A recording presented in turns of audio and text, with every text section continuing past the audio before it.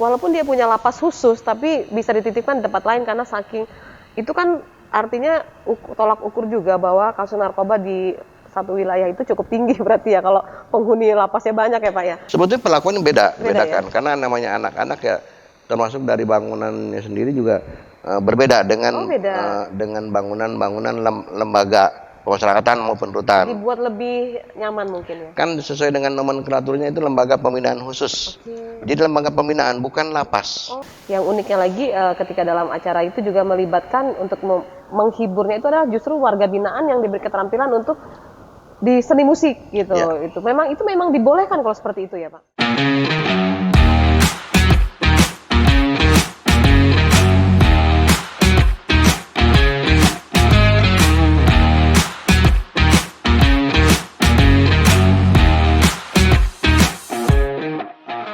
Assalamualaikum warahmatullahi wabarakatuh. Tabi pun pemirsa, kita berjumpa lagi dalam Rilis Corner untuk episode kali ini, dan kali ini saya bersama dengan Kepala Kantor Wilayah Kementerian Hukum dan HAM Provinsi Lampung, Bapak Edi Kurniadi. Assalamualaikum Pak. Waalaikumsalam warahmatullahi. Sehat Pak? Alhamdulillah. Terima kasih nih sudah menyempatkan waktu menerima kami di sela-sela kesibukan Bapak. Apalagi ini lagi dalam rangkaian Hari Dharma Karya Dika yang ke-77 ya Pak ya. Tapi sebelum sampai ke situ Pak, yang kita pengen obrolin kepada Bapak itu adalah bagaimana penjelasan Bapak tentang tupoksi dari Kanwil Kemenkumham Provinsi Lampung khususnya Pak. Bisa digambarkan? Silakan Pak. Jadi kita ini sesuai dengan Peraturan Menteri Hukum dan Hak Asasi Manusia Nomor 30 Tahun 2018 ya, tentang organisasi dan tata kerja Kantor Wilayah Kementerian Hukum dan HAM, yaitu merupakan suatu instansi vertikal yang berkedudukan di masing-masing provinsi sebagai pembina di wilayah, serta ditugaskan mengkoordinasikan tugas masing-masing divisi yang mewakili tugas unit eselon 1 di wilayah yang kemudian bertanggung jawab kepada menteri. Jadi Kanwil itu bertanggung jawab langsung kepada menteri.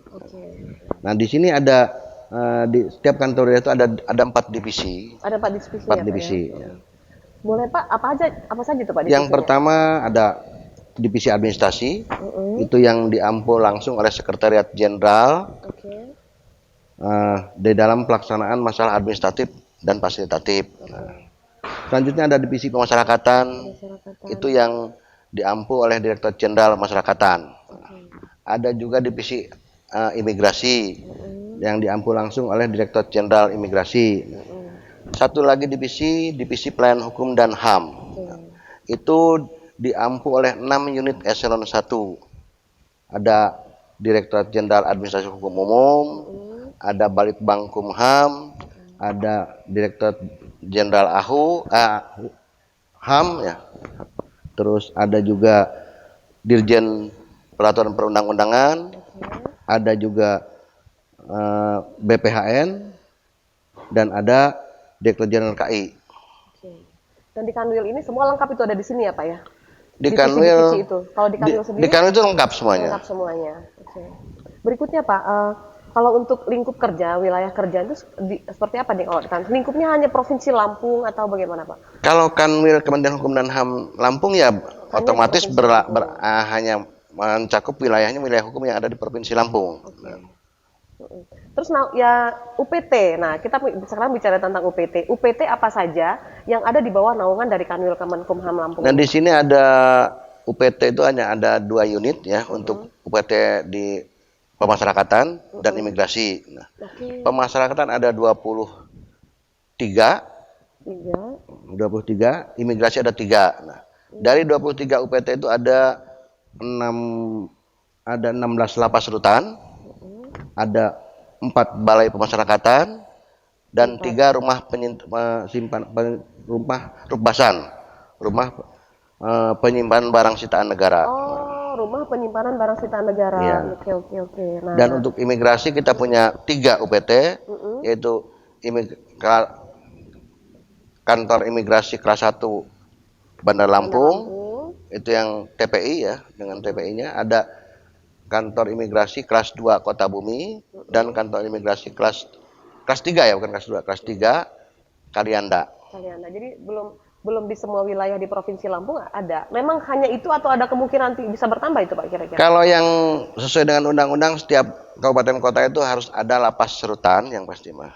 Ada, itu sudah ada ketentuannya. Kalau untuk imigrasi tergantung kebutuhannya. Oke, mungkin dia lebih kepada dia wilayahnya memang dia wilayah yang maju gitu, mungkin dibutuhkan ya.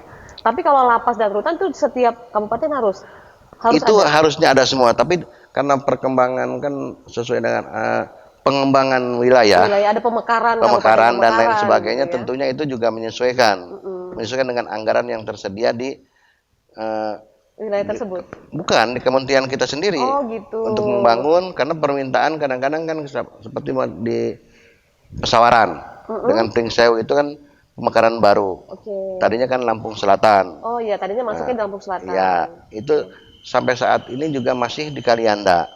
Oh gitu ya. Untuk menempatkan baik tahanannya maupun narapidananya masih di Kalianda.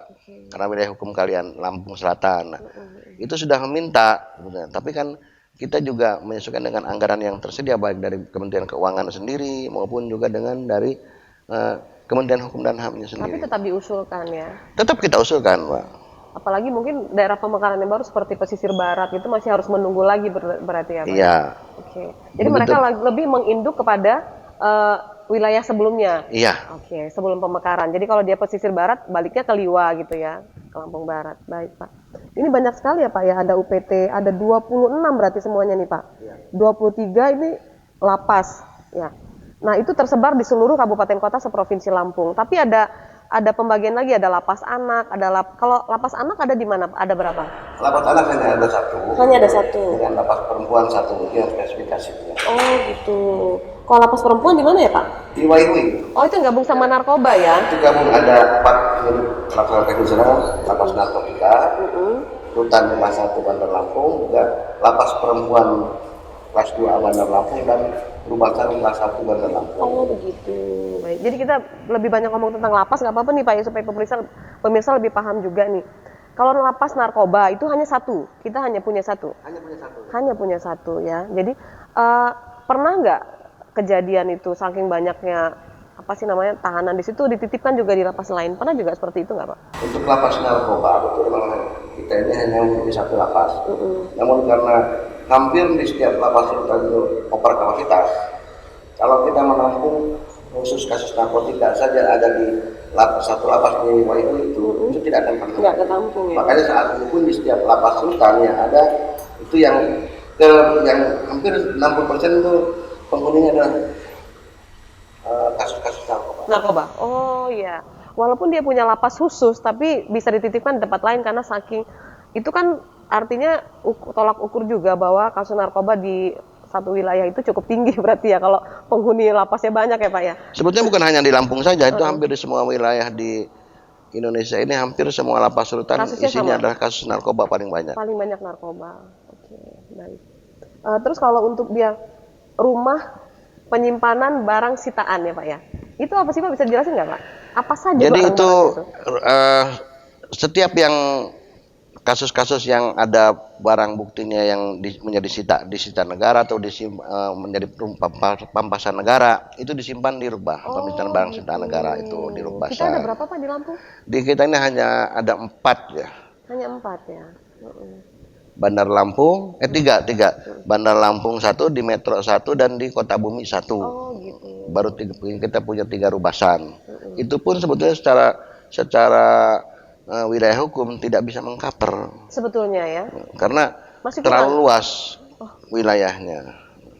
Berarti seharusnya sih ke depan akan tambah lagi seharusnya. Tambah lagi. Cuman rencana kalau misalnya dia tambah lagi, ada nggak syarat tertentu wilayah satu kabupaten atau kota itu punya syarat tertentu supaya bisa dibuatkan rubasan Pak? Sebetulnya tidak ada syarat-syarat tertentu, memang ketentuannya yang harus ada, tergantung kebutuhannya. Nah, seperti halnya dengan bukan hanya rubasan, untuk bapas sendiri juga seperti itu. Harusnya setiap kabupaten kota ada bapasnya, termasuk ada rutan. Tapi sampai saat ini kan seperti kita kasih contoh untuk wilayah Tulang Bawang Barat dan Mesuji ya. Mesuji. Itu 3 wilayah. Itu hanya satu rutan. Oh ya. Di Menggala. Karena itu pemekaran dari Tulang Bawang sih ya, jadi tetap hidup di Tulang Bawang. Untuk di Wai kanan? Wai kanan tuh emang cukup satu itu karena hanya ada satu lapas. Nah, untuk Lampung Tengah juga ada di Nakro ya. Contohnya itu masih dengan menggabung dengan Lampung Liwa. Barat kan. Liwa. Lampung Barat. Pesisir barat dengan Lampung Barat masih satu. Iya, iya. Nah, yang paling ini yang mungkin yang jauh-jauhnya kayak Pringsewu, Pesawaran dengan Tanggamus. Tanggamus punya. Oh, Tanggamus Ada rutan punya. malah paling lengkap Tanggamus itu. Oh. Ada rutan, ada lapas di situ. Oke. Jadi ada beberapa daerah tertentu yang ada rutan, ada lapas juga. Iya. Bedanya apa sih Pak? Kalau boleh tahu Pak, rutan, lapas. Jadi sama rutan itu bapas? sebetulnya itu masih dalam proses peradilan ya. Baik dari tingkat penyidikan, penuntutan maupun pengadilan sendiri. Nah, itu sampai dengan inkrah itu baru setelah inkrah baru kita pindahkan berstatus narapidana baru kita alihkan ke lembaga masyarakatan. Oh. Namun di beberapa tempat karena hanya ada antara lapas dengan rutan itu jadi satu. Jadi gabung. Lapas merangkap rutan. Iya. Atau rutan merangkap lapas juga bisa. Gitu ya. Jadi dibolak-balik. Hanya sebetulnya harusnya kan setiap masih tahanan status tahanan adanya di rutan. Di rutan ya. Begitu sudah berstatus narapidana pindahkan ke lapas. Ya. Namun tadi kembali lagi karena overkapasitas ini. Ketersediaan ya. Ketersediaan baik tempatnya maupun ketersediaan bukan ketersediaan tempat aja karena tempat yang paling utama lapas ini kan harusnya hanya menampung narapidana. Iya. Nah di sini yang menampung khusus narapidana hanya ada lapas narkotika dengan lapas kelas 1 Raja Basah. Dia tidak ada tahanan dalam situ. Kecuali titipan-titipan khusus. Kalau kasus-kasus tertentu banyak kasus tipikor atau teroris yang mungkin belum inkrah. Nah, sementara dititipkan di lapas yang emang memungkinkan untuk ditempatkan untuk yang sifatnya high risk. Tapi lapas narkotika semua penghuninya narapidana. Semua ya. Dan itu sudah pasti kasus narkotika. Iya. Terus itu ada pemisahan perempuan laki-laki di situ ya Pak? Kalau di lapas-lapas di daerah masih ada. Masih ada. Jadi ada blok juga ada. Di situ ada anak-anak, ada juga perempuan. Tentunya yang masih berstatus tahanan ya. Yang masih dalam proses peradilan pertama. Nah, setelah inkrah baru dipindahkan ke lapas khusus. Ada lapas perempuan di sini satu-satunya di Provinsi Lampung ada lapas khusus. Yang anak juga di lembaga pembinaan khusus anak. Yang di Lampung Tengah ya. Ya. Jadi kalau untuk lapas anak itu isinya untuk berbagai macam kasus termasuk narkoba juga di situ. Betul, di situ semuanya tapi ada. Awalnya prosesnya tidak di situ, di lapas narkoba dulu ya. Enggak bukan di lapas narkoba, ada di rutan. Di rutan masing-masing di tiap kabupaten kota yang ada. Setelah itu baru mereka ditaruh di lapas. Setelah inkrah baru dipindahkan ke LPKA. Batas usia Pak, kalau untuk lapas anak itu 18 tahun. 18 tahun.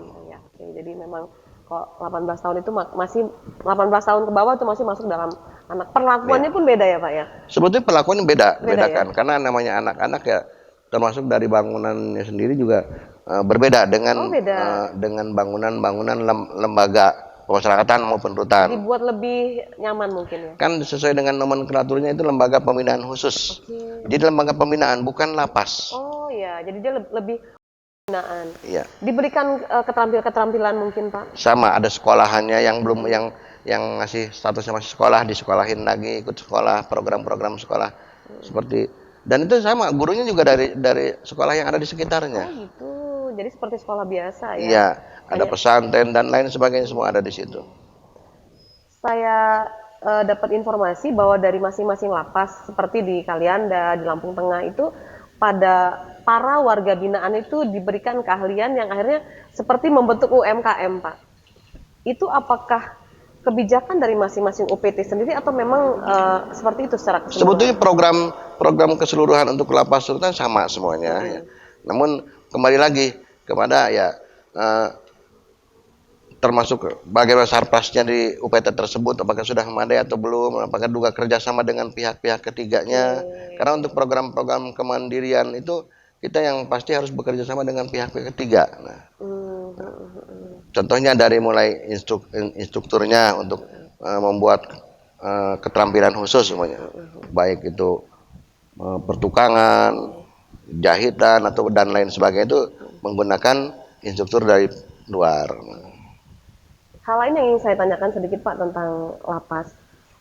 seberapa tegas Bapak sebagai pimpinan di Kanwil Kemenkumham Provinsi Lampung ini ketika ada kepala UPT ataupun staf-staf di bawah Bapak yang dia melanggar misal soal membesuk, ada masih tahanan dia boleh keluar dan lain-lain, itu seperti apa Pak ketegasan yang Bapak berikan? Jadi itu tergantung juga, kita kembali dengan peraturan-peraturan kepegawaian sama sebenarnya. Nah, sejauh mana, seberat apa pelanggaran yang dilakukan oleh UPT masing-masing, baik oleh kepalanya maupun petugas masing-masingnya. Begitu ya. Selama ini, selama Bapak menjabat sini, apakah pernah melakukan tindakan ada kelalaian yang dilakukan oleh UPT? Tidak ada. Ada, kemarin yang LPKA itu kita sudah lakukan. Oh, udah ya. Okay. Itu 3 pejabat kita tarik di Kanwil. Itu salah satu bentuk bahwa kita betul-betul melaksanakan pembinaan terhadap KUPT yang ada di wilayah Kementerian Hukum dan HAM. Bukan hanya pemasaran, imigrasi pun kalau ada yang melanggar, kita tarik setelah melalui proses-proses tentunya sesuai dengan prosedur yang adanya. Ada ketentuan-ketentuan, baik setelah melakukan pemeriksaan dan lain sebagainya, baru kita lakukan ada tindakannya. Baik. Tindakan yang paling parah Pak apa? Sanksi yang paling parah bagi mereka apa? Bisa jadi pemecatan, bisa. Bisa ya. Kalau emang sudah parah, karena untuk kewenangan pemecatan kami tidak punya kewenangan itu. Dan untuk tindakan-tindakan kita hanya sifatnya tindakan yang sifatnya ringan ya. Kalau untuk yang tingkat sedang ke atas kita serahkan ke pusat. Ya. Karena memang ini adalah institusi vertikal sih ya, jadi memang harus mengikuti pusat. Pertanyaan terakhir Pak, tahun ini adalah Hari Dharma Karya Dika ke-77 ya Pak ya. Ada beberapa rangkaian yang kami sudah tahu dijalankan. Kalau boleh tahu Pak, eksistensi apa Pak yang bisa Bapak gambarkan kepada pemirsa dari adanya Kanwil Kementerian Hukum dan HAM Provinsi Lampung di usia ke-77 tahun ini Pak? Jadi gini, ini emang untuk pertama kalinya ya HDKD yang dilaksanakan pada bulan Agustus ini. Jadi sesuai dengan kebutuhan Menteri Hukum dan HAM itu tahun 2021 yang bahwa untuk tanggal lahirnya Kementerian Hukum dan HAM itu setelah melalui prosedur dan kaitan sejarah dan lain sebagainya, itu jatuh pada tanggal 19 Agustus. 19 Agustus. Ya, nah, kebetulan yang ke-77 ini dilakukan untuk pertama kalinya, dilakukan pada tanggal 19 Agustus. Ini. Untuk pertama kalinya ya, Pak? Nah ini kaitan dengan tadi tanyakan eksistensinya bagaimana.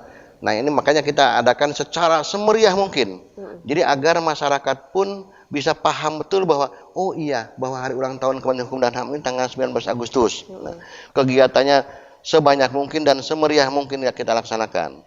Jadi paling tidak kita mengenalkan bahwa ada loh Kementerian Hukum dan HAM di provinsi ini yang memiliki tugasnya sebetulnya berbagai macam, semua lini yang ada di masyarakat ini ada di bawah Kementerian Hukum dan HAM.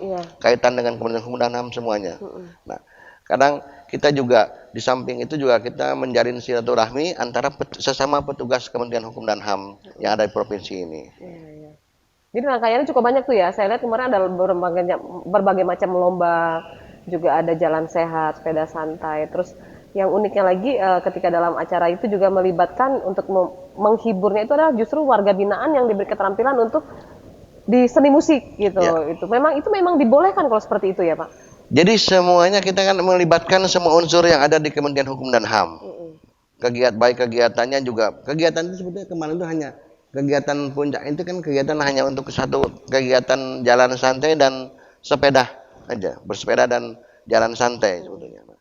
Secara ini keseluruhannya itu di setiap lapas rutan maupun dan kantor-kantor di imigrasi pun mengadakan kegiatan-kegiatan dalam rangka merayakan Hari Dharma Karya Dika ke-77 ini.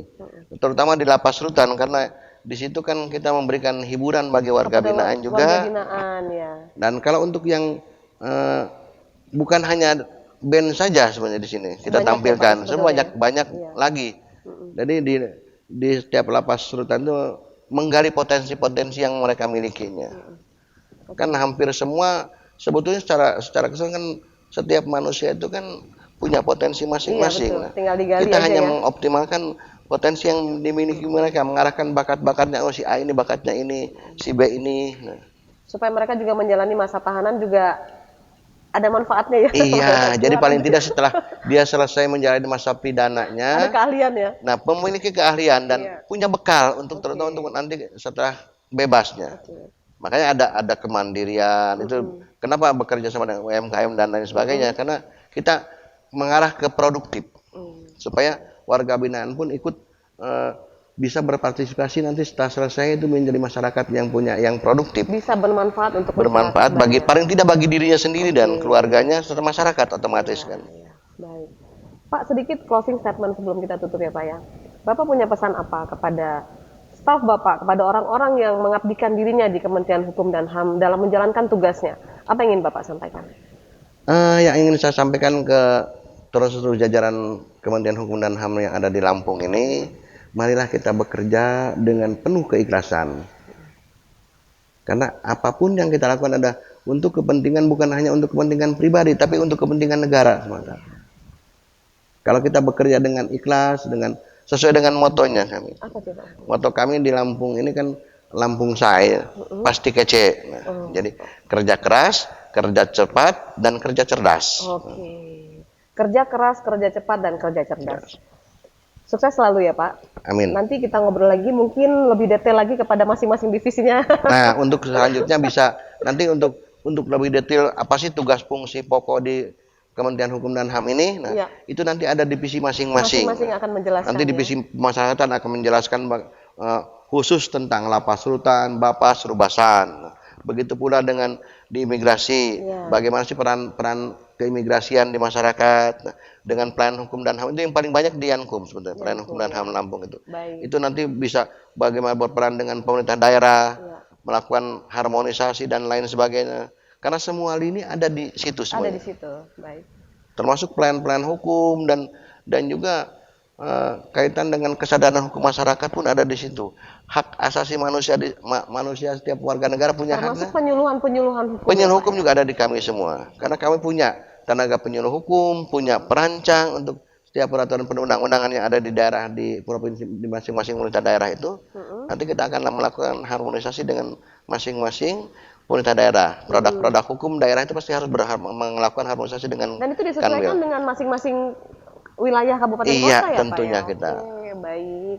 Terima kasih Bapak waktunya. Insya Allah kita bisa nerusin obrolan kita di lain kesempatan. Mungkin juga langsung ke salah satu UPT mungkin ya Pak ya? Silahkan dengan senang hati. Kalaupun mau katakan melakukan kunjungan di lapas rutan, di imigrasi, melakukan seperti hal-hal seperti nanti bisa berkomunikasi langsung dengan UPT-nya. Supaya kita juga bisa melihat langsung realita yang adanya. Betul. Bukan hanya terkait dengan masalah lapas rutan, tapi pelayanan-pelayanan yang ada. Supaya masyarakat juga tahu bahwa kalau kita bawa langsung ke lapas, ini loh kegiatan warga binaan ketika mereka punya waktu senggang. Ada keahlian-keahlian yang diberikan kepada mereka untuk bekal mereka di kemudian hari kalau mereka keluar gitu ya. Makasih ya Pak waktunya. Ya, sama-sama. Makasih sekali waktunya. Sehat selalu Bapak. Sama-sama. Pemirsa, demikianlah obrolan saya bersama Kepala Kantor Wilayah Kementerian Hukum dan HAM Provinsi Lampung, Bapak Edi Kurniadi, bagaimana tentang eksistensi Kanwil Kemenkumham Provinsi Lampung. Insya Allah kita akan berjumpa lagi di episode berikutnya dengan tema yang berbeda. Saya Novi Balga mewakili kerabat kerja yang bertugas undur diri. Sampai jumpa dan wassalamualaikum warahmatullahi wabarakatuh. Waalaikumsalam.